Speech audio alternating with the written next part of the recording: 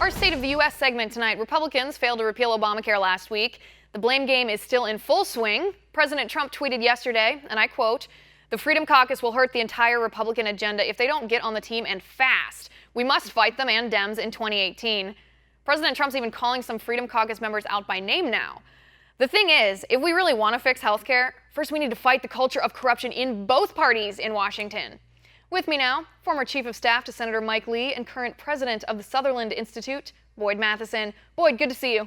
Hey, good to see you, Liz. All right, Boyd, this is very interesting. You say that this failure to repeal Obamacare, this infighting that's happening within the Republican Party, this is just business as usual in Washington, D.C. You know, it really is. We often talk about draining the swamp, and we think if we can just eliminate a few key members, it'll be over. But it's really a way of doing business back there. And we've seen it on healthcare this last week in triplicate. We've seen it on immigration. We've seen it on fiscal cliffs and so on. But it's just the way they get things done, or don't get things done, is probably the more accurate thing to say. And I don't have a problem with Congress not getting things done in a certain sense. Our legislature was set up so that there were a lot of potholes along the way. We're not supposed to pass bills every single day. It's going to just tie us up. But this way of the swamp, you call it, and I'm going to steal your phrase because I like it. Power comes first, power comes last, power comes always. That's a very dangerous mindset. It is, because the people who lose on that are the American people, and particularly the poor and the most vulnerable among us. And so often what you see in Washington is you see this big bill get done behind closed doors, very few people in the room, and then they come out and they say they've worked this wonderful deal and they sell it, but they say it's so fragile, we're not going to have any time to debate it, and we can't have an amendment process at all. We just need to vote on it because it's too fragile. Right. It's the same argument, I think, used by snake oil salesmen of old when they were like, oh, this is the magic cure for you, but don't open it until we drive away because we don't want you to see what's in there. Boyd, I want to break down. So you say you have 5 or 6 different steps that how the way of the swamp works, basically their process. And I want to break it down so people can recognize it every time our representatives in Washington try to pull this over on us. The first one includes a fatal false premise. What does that mean? That's right. We actually saw this one really big during the healthcare. So you had the leader of the Senate convince Speaker Ryan and the president that they could only do a very small portion of changes to Obamacare because of the Senate rules. That's always the classic thing, because of the Senate rules. The reality is they didn't even consult the parliamentarian until just a few days before it went to a vote. And good Senator Mike Lee actually went to the parliamentarian and said, is it really true that we can only do this much? And the parliamentarian said, no, you can actually do much, much more. And we see that over and over again. We can only do so much. And sometimes Congress will actually say, part of that false premise is we're too divided as a nation, so we can't deal with these things, and it's just not true. Right. Like you said, it's creating a false premise here. But don't you wonder, on a slightly different topic, how one becomes the parliamentarian of the Senate? That must take a lot of training. But a whole segment for that one, Liz. Right. We'll have to talk about that a different time. All right, the second step in this way of the swamp, creating a bill behind closed doors. This, to me, is just hypocritical. This is exactly what Republicans criticized the Democrats for doing when Obamacare was passed originally. But it seems that that's what they did with this bill.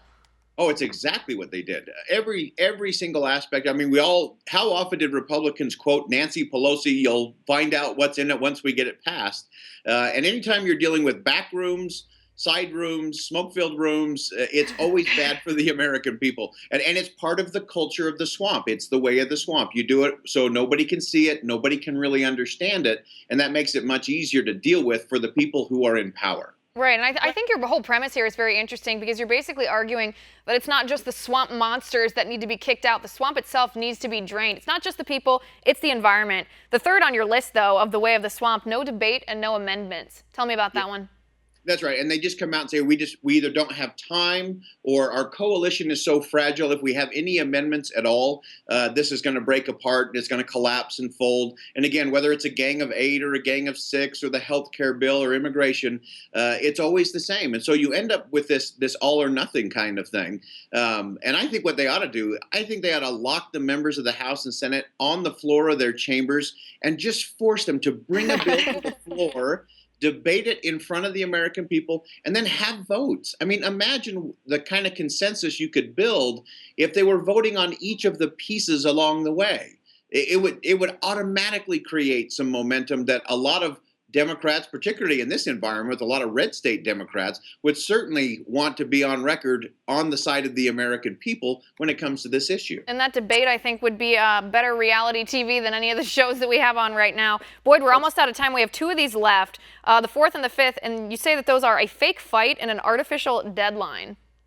That's right. So the fake fight we see over and over in Washington. They go back and forth. It was amazing. Once the Speaker Ryan's bill came out, within 24 hours, there were groups that had raised millions of dollars on that as a wedge issue. And so the left does it and the right does it. And if we don't pass this bill, this is part of the false finish there that they're looking at.